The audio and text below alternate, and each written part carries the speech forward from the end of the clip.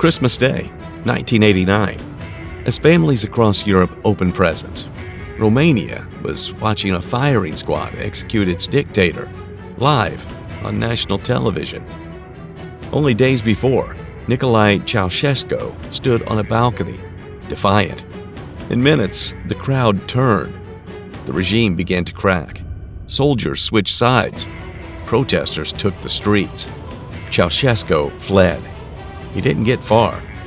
What happened next was a revolution driven by anger, despair, and betrayal. And in the end, this man who had governed by fear met his fate in a cold courtyard, caught by his own collapsing empire. Chapter 1. The Man Who Became a God. Many Romanians hoped for reform when Nicolae Ceaușescu took over in 1965. He portrayed himself as an independent of the Soviet Union and was even critical of its invasion of Czechoslovakia in 1968. The West praised him. He was even received by Queen Elizabeth, dined with Nixon, shook hands around the world. Meanwhile, however, back home, something darker was growing. Ceaușescu built a regime obsessed with control. His picture appeared in schoolrooms, factories, and on every TV broadcast. His speeches were endless, shouted from glistening balconies to orchestrated applause. The people referred to it as Ceaușima, after Hiroshima, as he demolished historic neighborhoods to build his dream, the People's Palace, one of the largest buildings in the world. He banned abortion and birth control so he could build the populace, leading to thousands of unwanted children in state-run orphanages. They rationed food. They shut off the electricity. Surveillance cameras watched everything. And his secret police, the Securitate, created one of the most feared domestic spying networks in the world. Romania transformed into a prison, disguised as a republic. And at the heart of it all was one man, untouchable, unchallenged, and worshipped like a god. Before we move on to the next section, please don't forget to subscribe if you liked the video so far. Chapter 2. A Nation on the Brink. By the late 1980s, Romania wasn't just struggling, it was suffocating. Ceaușescu had chosen to pay off the country's foreign debt, a policy internationally praised. But it came at a brutal cost domestically. Imports were slashed. Basic goods vanished. People waited in freezing lines for bread, oil, and milk, only to be turned away empty-handed. At night, cities went dark. Television was reduced to 2 hours of propaganda. Apartments were cold. Hospitals lacked medicine. Shelves were bare. But the broadcast kept smiling. The regime marched out huge crowds to cheer Ceaușescu. His wife, Elena, was hailed as a scientific genius when she had no qualifications. Throughout the country, schools would teach children to worship of what was called the presidential couple. Dissent was not merely dangerous, it was inconceivable. And yet below the surface, rage brewed. Whispers passed in queues. Families covered radios with pillows to hear forbidden foreign broadcast. The Securitate was everywhere, but fear was losing its grip. The system had turned into a theater of the absurd. At the top sat one man and his wife, convinced of their brilliance, while the people froze and starved in silence. It was as if Romania were a pressure cooker, secured tight, and the heat kept rising. Chapter 3. The Revolution Ignites. On December 16, 1989, several citizens met to show their support for Pastor Laszlo Tőkés, a Hungarian Protestant minister who attacked the regime. When the authorities threatened to evict him, the people refused to let it happen. Protest turned into defiance. The crowd grew. Soldiers arrived. Shots were fired. Blood spilled. The regime believed that fear would come back. But this time, it didn't. The news quickly leaked out, despite media blackouts. Within hours, thousands were on the streets.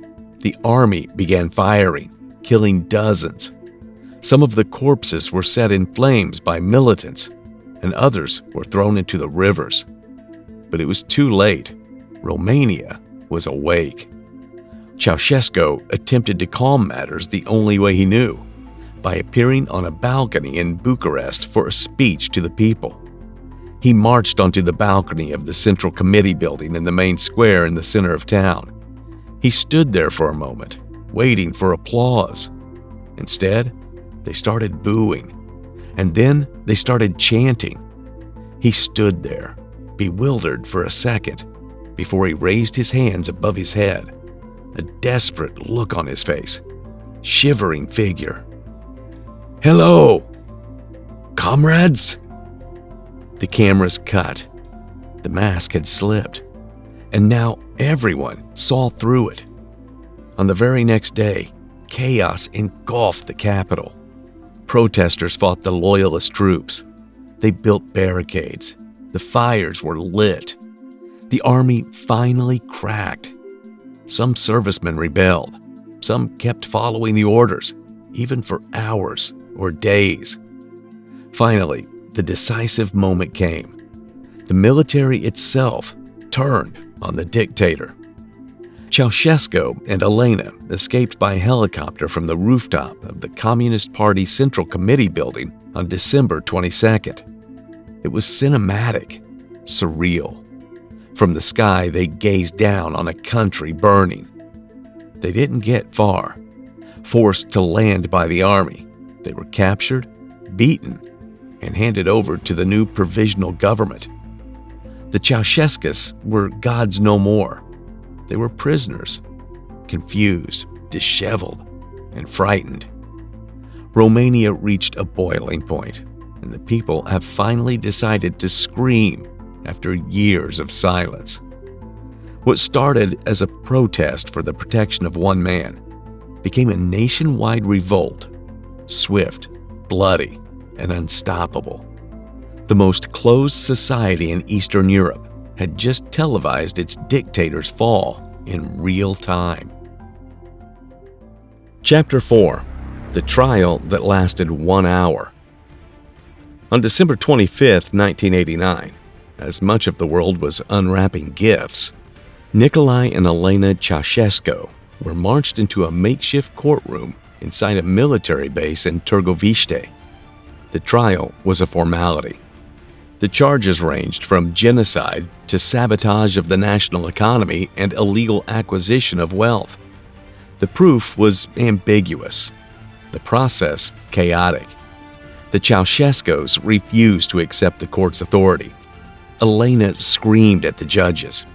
Nicolae sang the communist anthem. But there was never any question about the sentence. They were dragged outside within an hour. A camera followed. Soldiers had slammed them into a wall. No blindfolds, no final words, just gunfire. The video was watched around the world. Here, this man, who people have feared for 24 years, fell in the snow, riddled with bullets. It wasn't just justice. It was symbolic exorcism. An entire nation cleansing itself of fear in a single moment on television. And for many, it was not real until they saw it. Want to understand the world better? Start with history and subscribe to our channel. Chapter 5. After the fall, what changed? The execution did put an end to Ceaușescu's reign, but not to Romania's agony. In the ensuing days, the streets of Bucharest and other cities teemed with celebration, confusion, and gunfire. The National Salvation Front seized power, with former Communist Party official Ion Iliescu in control, promising free elections and democracy. But many protesters wondered, revolution or merely a change of faces? Although the Securitate was dismantled formally, much of its network remained intact. Trials were promised. few materialized. Files were hidden, lost, or burned. The 1990s were economically difficult years for Romania.